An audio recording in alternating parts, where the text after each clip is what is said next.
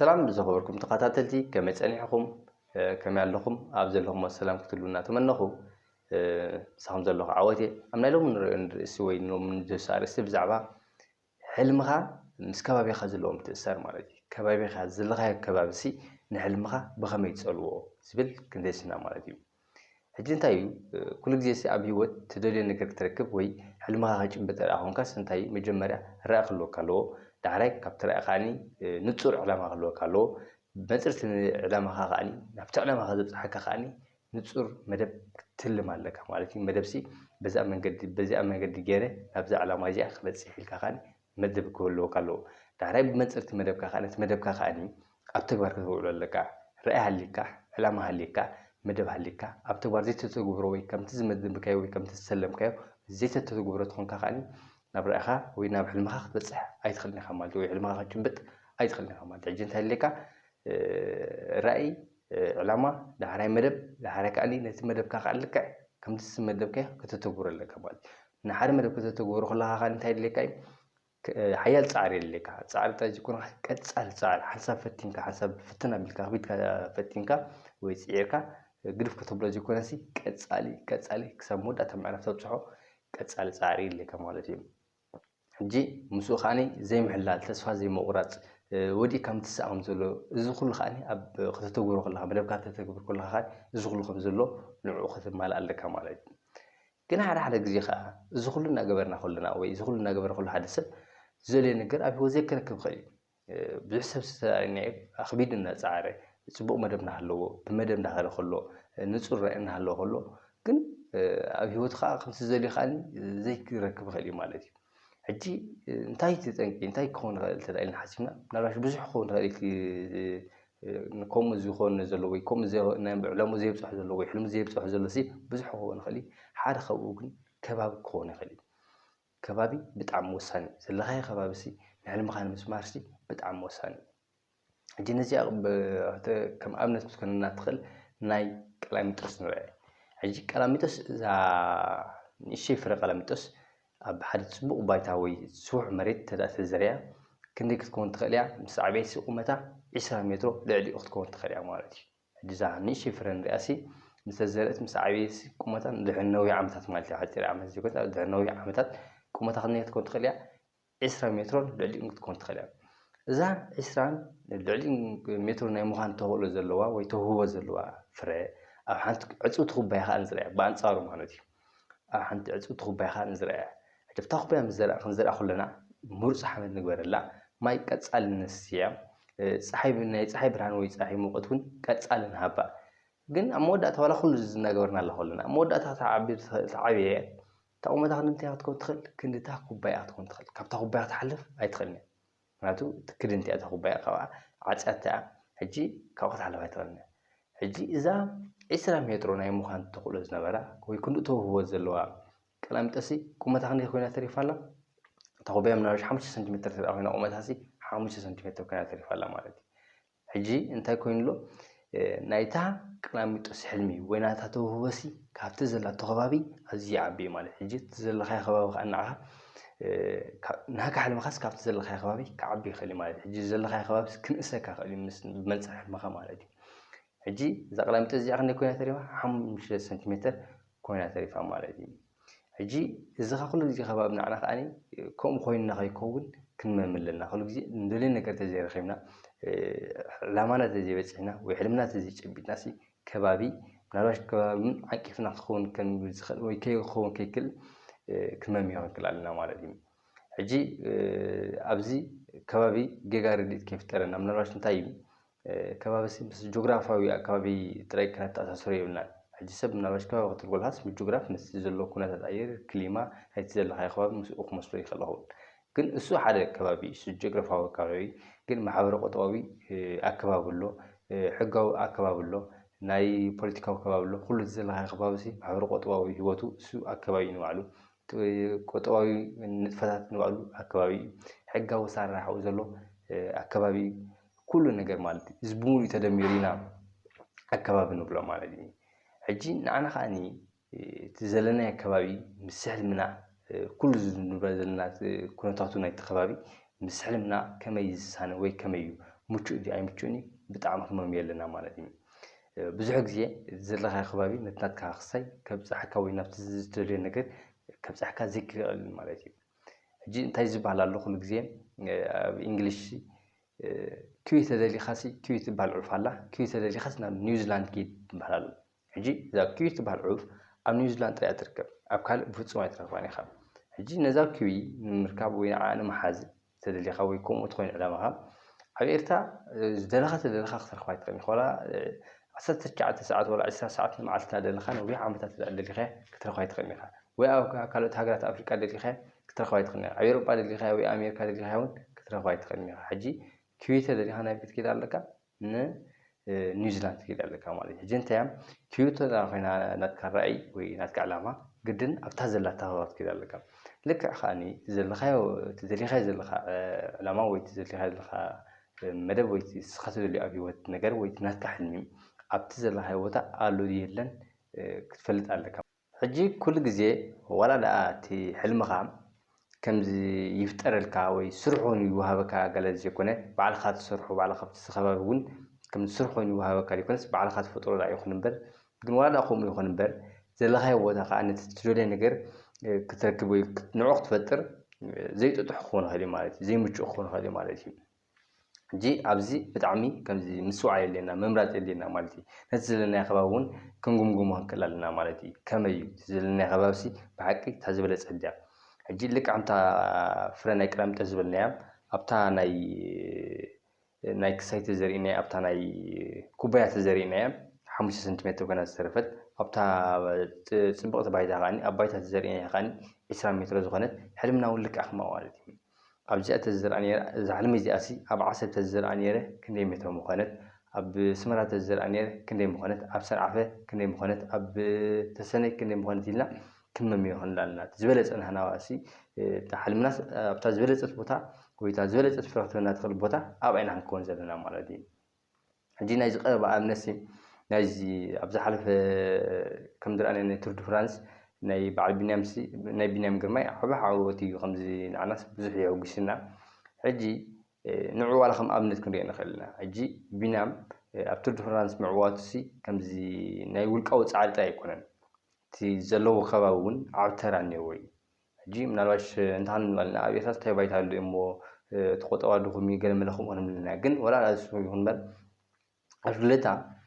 ዋና ነገር ቢንያም ሕጂ ክዕወት ከሎ ቀዳማይ ነገር ውልቃዊ ፃዕሪ ናይ ቢንያም ውልቃዊ ፃዕሪ ብድሕሪኡ ዝመፅእ ከዓኒ እቲ ናይ ስድራ ቤታዊ ኩሉ ዓይነት ቁጠባዊ ይኹን ሞራላዊ ይኹን ኩሉ ደገፍ ካብ ብንእሽተይ ሒዙ ዝመፆ ዝሕብሕቦ እሱ ከዓኒ ካልኣይ ይመፅእ ማለት እዩ ዳሕራይ ከዓኒ እቲ ዝመፅእ ከዓኒ ስድራቤታዊ ደገፍ ሃልይዎ ውልቃዊ ፃዕሪ ሃልይዎ እቲ ባይታ ግን እቲ ዘለዎ ከባቢ እቲ ዘለዎ ኢንቫይሮንመንት ምቹእ ተዘይኮይኑ ግን ኣብዚ ደረጃ ከብፅሖ ኣይክእልኒ ሕጂ ንኣብነት ኣብ ኤርትራ ናይ ሽግለታ ነገር ተዳልዩናዮ ከምዚ ሽግለታ ዝበዝሐ ውልቃዊ ፃዕሪ ዝሓትት እዩ ከምዚ ከም ካልእ ዓውታት ኣይኮነን ሕጂ ኤርትራ ከዓኒ ናይ ሽግለታ ዝሓሸ ሓደ እቲ ባህሊ ናይ ኤርትራ ነዊሕ ሰረዝ ዘለዎ ካብ ነዊሕ ዝመፀ ናይ ባህሊ ሽግለታ ኣለዎ እዚ ሓደ ንባዕሉ ከም ሽግለታ ከም ተቀዳዳማይ ሽግለታ ኮንካ ወይ ዳኮርሶ ኮንካሲ ክትወዳደር ወይ ኣብ ላዕሊ ጥሪ ክትበፅሕሲ ዓብዪ ድፍኢቲ ወይ ድርኩኺቲ ማለት እዩ ካልእ ነገር እቲ ዝስርዓት ውድድራት ማለት ውድድራት ሕጂ ኣብ ኤርትራሲ ብዙሕ ውድድራት ይስርዓሎም ተወዳደርቲ ኮይኖም ተቀዳደምቲ ንክዓብዩሲ ብዙሕ ውድድራት ይስርዓሎም ብቤት ትምህርቲ ብገለ ብፍላይ ቤት ትምህርቲ ብምምሕዳራት ገለ መለሲ ቀፃሊ ዝስራዕ ውድድራት እዚ ሕጂ ንሓያል ተቀዳደምቲ ንኸፍሪ ዓብዪ ነገር እዩ ከምዚ ህድእ ዝበለ ባሕሪሲ ሓያል ባሕረኛ ኣይፍርኒ ወይ ሓያል ባሕረኛሲ ኣብ ህዱእ ባሕሪሲ ሓያል ባሕረኛ ኣይፍጠርኒ ዝበሃል ምሻሎ እዚ ከዓ ከምኡ እዩ ማለት እዩ ሳሳይ ከዓ እቲ ላንድስኬፕ ወይ እቲ ቅርፂ መሬት ናይ ኤርትራ ሕጂ ቅርፂ መሬት ናይ ኤርትራ ተሪእና ኩሉ ግዜ ጎቦ ቁልቁለት ዓቐበት እዩ መንጉዳ ክንብል ንኽእል ኢና ዓርበ ረቡዕ ክንብል ንኽእል ኢና መንገዲ ከረን ክንብል ንኽእል ኢና ሰገነይቲ ዓዲ ቀይሕ እዚ ብምሉእ ተሪእናሲ ዓቐበት ቁልቁለት እዩ ሕጂ እዚ ከዓኒ ነቶም ተቀዳደምትና ኩሉ ግዜ ትሬን ክገብሩ ከለዉ ወይ ልምምድ ክገብሩ ከለዉ ብጣዕሚ ሓጋዚ እዩ ማለት እዩ ከምዚ ሓያላት ተቀዳደምቲ ንኸፍሪ እዚ እውን ንባዕሉ ሓያል እዩ ሕጂ እዚ ከባቢ እዚ እውን ዓብዪ ድርኩኺት ኣለዎ እዩ ምናልባት ሽግለታ ከምዚ ኣብ ኤርትራ ከምዚ ተቐርጽና ምስ ባጀት ምስ ገለ ምናልባት ትሕት ክብል ይኽእል ክኸውን ግን እዚ በቲ ዘሎ ዓቕሚ እውን እዚ ግን ባይታ እዩ ጥጡዕ ባይታ እዩ ሕጂ ምስ ካልእ ሃገራት ንወዳድር ኣብ ኣፍሪካ ኣብነት ሱዳን ክንብል ንኽእል ኢና ደቡብ ሱዳን ክንብል ንኽእል ኢና ዩጋንዳ ክንብል ንኽእል ኢና ኢትዮጵያ ክንብል ንኽእል ኢና ሕጂ ብባህሊ ናይቲ ሕብረተሰብ ኣብኡ ዘሎ ናይ ሽረታ ዘለዎ ባህሊ ንርአዮ ናይ ቅርፂ መሬት ንወዳድሮ እቲ ዝስራዕሎም ውድድራት ንርአዮ ሕጂ ኣብ ኣስመራ ተርእየናስ ዳርጋ ኩሉ ግዜ ቀዳም ገለ መለስ ፅርግያ ኩሉ ግዜ ዝዕፆ ናይ ሎሚ ከምዚ ቅድድም ኣለዎም ከምዚ ዝቅድም ኣለዎ እዚ ንባዕሉ ባይታ እዩ ናይ ውድድር ባይታ እዚ ከምዚ ዓይነት ውድድር ተዘይ ጌርካ ከምኡ ክፍጠር ኣይክእልን ማለት እዩ እዚ ሕጂ ንባዕሉ ባይታ እዩ ማለት ሕጂ ከምኡ ስለዝኾነ እዩ ዝሓየለ ወይ ሓያለ ተቐዳድምቲ ከነፍር በቒልና ማለት እዩ ብኣንጻሩ ኩዕሶ እግሪ ንምሳል ኩዕሶ እግሪ ስለምንታይ ኢና ዓለም ለኻውያን ተቐዳድምቲ ተፃወትቲ ክነፍር ዘይከኣልና ተላኢልና ኩዕሶ እግሪ ውልቃዊ ፃዕሪ ኣይኮነ ዝሓትት ሓያል ውዳበ ናይ ጋንታታት ሓያል ውዳበ ምሕደራ ናይ ፌደሬሽን ብዓብዪ ከዓ ሓያል ባጀት ወይ ምወላ ናይ ሚድያ ወይ ናይ ማዕኸናት ዜና ሸፈነ ማለትም ተፃወትኻ ምስ ካልእ ምስ ናይ ደገ ዘሎ ክሰከረዎም ዝኽእል ሸፈነ እዚታት እዩ ናብ ዓለም ለኻውያን ተፃወትቲ ክቀዕም ዝኽእል ማለት እዩ እዚ ሕጂ ኣባና ከምቲ ዝድለ ኣይሰጎመን ኣለዎ ስለዝኾነ ሕጂ ዓለም ለኻውያን ተፃወትቲ ከነፍር ይከኣልናን ብቕዓት ተዘይብልና ወይ ከምኡ ከነፍር ናይ ምኽኣል ናይ ከምኡ ናይ ምዃን ተኽእሎ ዘለዎም ተፃወትቲ ተዘይብልና ኣይኮነን ክንደይ ተፃወትቲ እዮም ዘለውና ሕጂ እዚ እንታይ ዝፍልይ ተላኢልና እቲ ናይ ኩዕሶ እግሪ ባይታ ዝመቸእ ኣይኮነን ማለት እዩ ናይ ብሽክለታ ግን ፅቡቕ ሕጂ ብደረጃ ኣፍሪካ ክንወዳድሮ ከለና ሓደ ተቐዳዳማይ ከም ተቐዳዳሚ ብሽክለታ እንተደኣ ክኸውን ኮይኑ ኤርትራ እታ ዝመቸት ሃገር ክንብላ ንኽእል ኢና ማለት እዩ ማለት ምስ ኩሎም ነገራት ዝመቸት ሃገር ክንብላ ኢና ኣብ ኩዕሶ እግሪ ምናልባት እዘን ሃገራት ኣፍሪቃ እዘን ምዕራብ ኣፍሪቃ ሰን ዝሓሻ ክኾና ይኽእላ ኢና ኩዕሶ እግሪ ኣብ ምዕራብ ኣፍሪቃ ክኸውን ሓደ ሰብ ዝያዳ ናይ ተወዳዳሪ ኮይኑ ወይ ኣብ ዝለዓለ ደረጃ ንክበፅሕ ኣብኡ ዝሓሸ ባይታ ኣሎ ኣብኡ ክኸውን ይኽእል ማለት እዩ ባይታ ክንፈጥሮ ንኽእል ኢና ግን በዚ ዘሎ ክንግምግሞ ትኮይናስ ከምኡ ክንግምግሞ ንኽእል ማለት እዩ ሕጂ ብዓለም ለኻዊ ደረጃ ወይ ደረጃ ሓደ ኮይኖም ፕሮፌሽናል ተፃወትቲ ኮይኖምና ዝበፅሑ ተፃወትቲ ዘለውናስ በዓል ሄኖክ ጎይትኦም ነይሩ ሕጂ የላን ኩዕሶ እግሪ ሕጂ ከም ኣሰልጣኒ ኮይኑ ይሳተፍ ዘሎ ኣሌክሳንደር ኢሳቅ ከዓ ሕጂ ኣሌክሳንደር ኢሳቅ ኣብ ኒውካስል ይፃወት ኣሎ ኣሌክሳንደር ኢሳቅ ሕጂ ናይ ከባቢ ክንርኢ ተዳ ኮይና ወይ ከባቢኻ ኤንቫይሮንመንት ካስ ከመይ ፀልወካ ክንርኢ ተዳ ኮይናስ ኣሌክሳንደር ኢሳቅ ኣብ ኣስመራ ተወሊዱ ዓብዩ ወይ ኣብ ዓሰብ ወይ ኣብ ከረን ወይ ኣብ ድዒሕ ኣብኡ ተወሊዱ ዓብዩ ብናይ ሊግ ናይ ኤርትራ መፂኡ ተዝኸውን ነይሩ ኣብዚ ዓዲ ዘለዎ ዕድመ ወዲ 24 ዓመት ኣብ ኒውካስል ክፃወት ደሎ ተኽእሎ ኣነ ብውልቀ ማለት እዩ ኣዝዩ ውሑድ ተኽእሎ ዳርጋ ተኽእሎ እውን የብሉን ምበልኩ ማለት እዩ ዘሎ ኩነታት ብኣንጻሩ ዓሊ ስሌማን ወይ ሮቤል እዞም ኣብ ናይ ኤርትራ ሊግ ዝመፁ ሮቤል ኣብ ኢትዮጵያ ይፃወት ኣሎ ዓሊ ስሌማን ሕጂ ናብ ኤውሮጳ ተሰጋጊሩ ኣሎ ሕጂ ዓሊ ስሌማን ወይ ሮቤል ከዓኒ ኣብ ኤውሮጳ ተወሊዶም ኣብኡ ኣብቲ ሊግ ኣብኡ ዓብዮም ብኡ ተመሊምሎም ዓብዮም ተዝኾኑ ነይሮም ምናልባሽ ቅድሚ 5 ዓመት ቅድሚ 4 ዓመት ኣብተን ዓበይቲ ጋንታታት ክንሪኦም ምኽኣልና ነርና ግድን ክንሪኦም ኢና ማለት ኣይኮነን ግን ክንሪኦም ዝለዓለ ተኽእሎ ነይሮም ኣሌክሳንደር ኢሳቅ ከዓኒ ኣብ በዓል ኣልተሓሪር ወይ ኣብ በዓል ደንደን ቀይሕ ባሕሪ ኣብአን እናተፃወተ ኣብአን ዝፃወት ነይሩ ተዝኾን ነይሩ ናብዚ ዘለዎ ሕጂ ናብ ኒውካስል ክመፅእ ወይ ናብ ኒውካስል ክመፅእ ናብኡ ደረጃ መበፅሕ ተላኢልና ኣነ ብዛ ነብሲ ክበፅሕ ኣይምኽኣልን ምበልኩም ማለት እዩ ምናልባሽ ኩላና ሰብ ነናናኸልወና ኽእል ማለት እዩ ነናሓሰብ ክህልወና ኽእል ሕጂ እዚ እንታይ ዝፈጠሩ ተላኢልና እቶም ፃዕሪ እኮ እቶም ኣብ ኣስመራ ዘለዎ ተፃወትና እኮ ብምልኦም ሓያል ፃዕሪ እዮም ዝገብሩ ኣብ ዓሰብ ዘለዎ ተፃወትና ኣብ ካልኦት ከተማታት ዘለዎ ተፃወትና ሓያል ፃዕሪ እዮም ዝገብሩ ኩሉ ዓይነት ክሳይ ኣለዎም ማለት ንፁር ራእይ ኣለዎም ዕላማ ኣለዎም ብመደበዮም ዝኸዱ ፃዕሪ ከዓ እሞ ብጣዕሚ እዮም ዝስዕሩ ግን ዋላ እዚ ይኹን እምበር ናብ ዝደልይዎ ነገር ግን ኣይበፅሑን ምናልባሽ ኣብ ኒውካስል ኣይተፃወቱን ኣብ ዩናይትድ ኣይተፃወቱን ወይ ኣብተን ካልኦት ክለባት ኣይተፃወቱን ኣሌክሳንደር ከዓኒ ልዕሊኦም ፃዕሪ ገይሩ ማለት ኣይኮነን ማለት ክገብር ይኽእል ክገብር ይኽእል ግን ገይሩ ክትብልሲ ዘኽእል ኣይኮነን ሕጂ እዚ ፃዕሪ ኣብ ፃዕሪ ዘይኮነ ትፍልልያ ምንታይ እዩ ተላኢልና ባይታ እቲ ዝደለኻዮ ከባቢ ማለት እዩ ሕጂ ብሽክለታ ተላኢልና ኤርትራ እታ ዝበለፀት ባይታ ክትከውን ትኽእል እያ ናይ ከምኡ ተኽእልዋ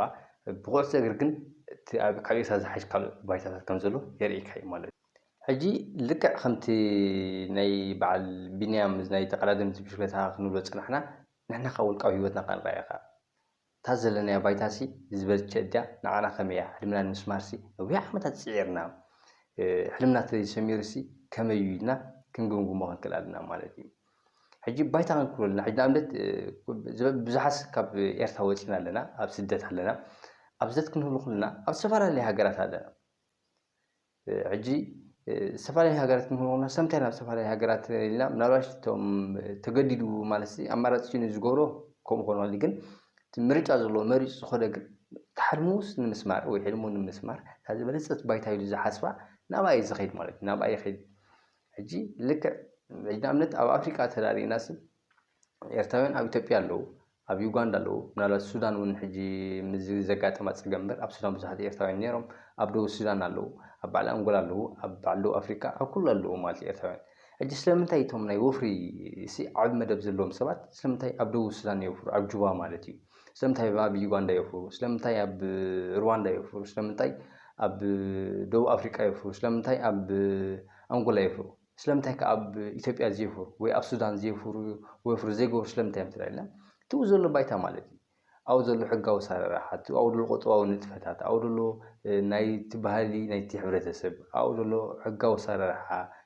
ምስ ንግዲ ዝተኣሳሰር ናይ ቀረብ ናይ ሰደድ ኣብ ዘሎ ኩነታት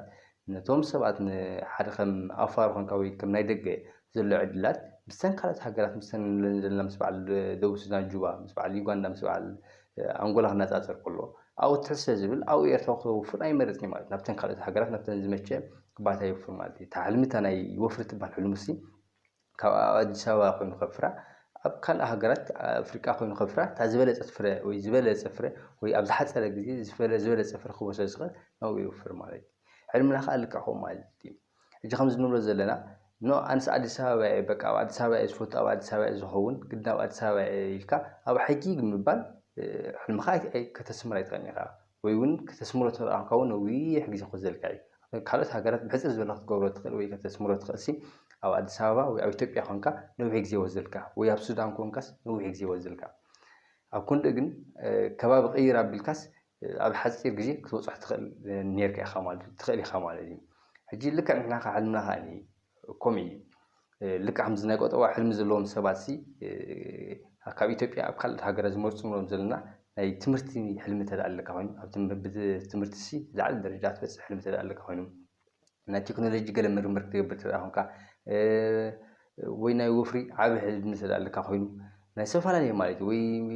ናይ ገለ ማሕበራዊ ድጋፍ ምግባር ወይ ገለ ተፀገሙ ምሕጋዝ ወይ መምሃር ምስትምሃር ዝተፈላለዩ ሕልሚ ክህልወካ ክእል እቲ ሕልምኻ ዝበለፀ ባይታ ኣበይ ኢኻ ትብል እዛ ሕልሚ እዚኣ ልክዕ ከምታ ናይታ ቃላሚጦስ ዝበልናያ ማለት እዩ ኣበይ ተዘሪኣ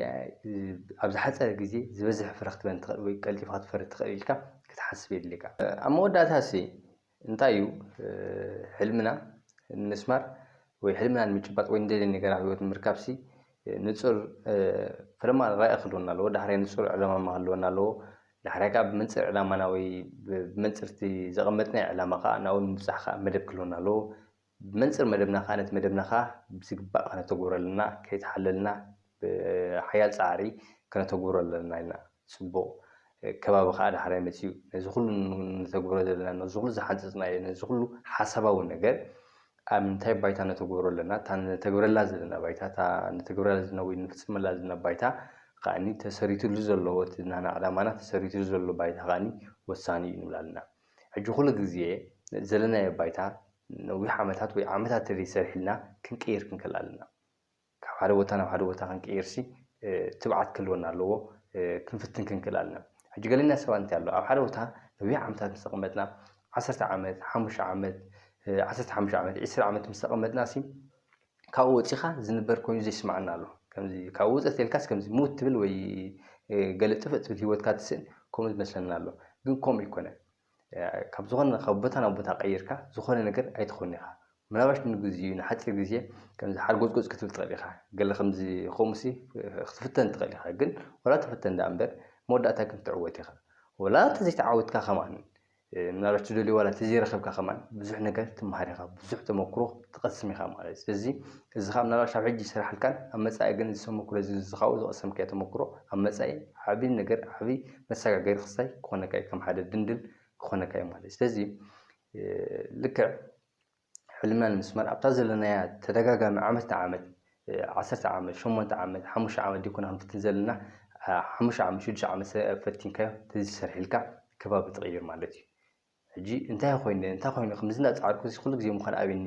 ወይ ቁም ናበልካ ምስ ፈጣሪኻ ካብ ተማርር ወይ ኣነስ በቃ እዚ ዓለም ንዓይስ ከምዚ ኮነትን ከምዚ ኮይነ እምበር ካልኦት ዳዲ ከምዚ ዕድለኛታት ዝኾኑ እዮም ከምዚ ዓዊቶም ወይ ከምዚ ዝኾኑ እዮም ገለ ከምኡ ዲጎም ክትብል ዘለካ ከባቢኻ ምቕያርካ የድልየካ ማለት ናብቲ ከባቢኻ ካብቲ ሕልምኻ ዝንእስ ክኸውን ይኽእል እዩ ናብቲ ከባቢኻ ናብቲ ሕልምኻ ንምብፃሕ ጥጡሕ ክኸውን ይኽእል እዩ ማለት እዩ ስለዚ ከባቢ ምቕያር ሓድሽ ዕድላት ይፈጥረልካ እዩ ሓድሽ ከም ትርኢት ይፈጥረልካ ሓድሽ ከም ትርኢ ማለት እዩ ሕጂ ስለዚ ከባቢና ንምቕያር ትብዓት ክህልወና ኣለዎ ክንቅይር ኣለና ማለት እዩ ኣድላይቲ ኮይኑሲ ገምጊምና ክንቅይር ክንክእል ኣለና ማለት እዩ ኣብዚ ግን ብጌጋ ክንርድኦ ዘይብልና እንታይ ኣሎ ከባቢና ከምዚ ማዕረ ክንዚ ወሳኒ እዩ ንሕልምናሲ ማዕረ ክንዚ ይውስኖ እዩ ሕልምና ንኽንረክብ ወይ ሕልምና ንኽንጭበሲ ማዕረ ክንዚ ይውስን እዩ ንብል ኣለና ግን ከም መመሳመሲ ከም ሓደ ኤክስኪዩዝካ ክንጥቀመሉ የብልናን ማለት ኣነ እኮ ኣብ ከምዚ ዝተወለድኩ ኣብ ከምዚ ዝተወልደ ዝተዛዕበኹ እየ እምበር ኣብ ከምዚ ተዝውለድ ነይረ ኣብ ከምዚ ተዛዕቢ ነይረስ ከምዚ ምኾንኩ ከምዚ ተዝኸውን ነይረስ ከምዚ ምኾንኩ በዓል ክሱ እኮ ኣብ ከምዚ ስለዝኾኑ ከምዚ ኮይኖም ከምኡ ክንጥቀመሉ የብልናን